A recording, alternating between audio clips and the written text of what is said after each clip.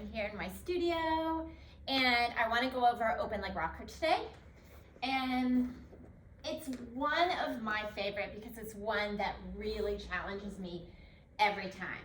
So everyone's rocker, it's going to be like your teaser. It's going to be where you are that day, the length of your legs, the length of your torso, kind of your arm back connection, all of these things happening. But it's pretty early in the mat. It's after your spine stretch, so you're kind of already in your position. And the first thing we want to do is kind of find our balance point and find where we are, where we can hold and get back to. Maybe it happens, maybe it doesn't. So we're just going to reach our arms forward and kind of roll back to that point where it's like, oh yeah, I can lift my legs and I can balance. And I can try to stay here. Oh my goodness, my legs are so tight. But you can hold wherever it works for you. You don't have to be way up here, wherever it works. And then just see if you can balance and see if you can kind of think about the rolling back, your ball, right? That's earlier. Oh my gosh, it's Friday. And we're just gonna roll back by doing that same motion, but oh my goodness.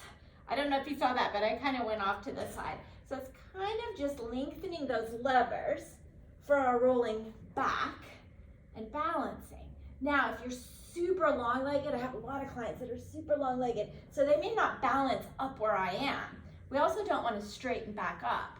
We want to keep that, so if you look at it, it's your spine stretch, it's your teaser, it's all of these shapes that come up or have come up. And rolling back, and you're kind of using your arms and your legs to kind of push-pull. And think of your legs taking you backwards and your head bringing you back. And the point is to see if you can balance and then bringing it down the way you came up. So it's all about that balance point, being in that position, wherever that is for you. A lot of times, what'll happen for me is I tend to roll back.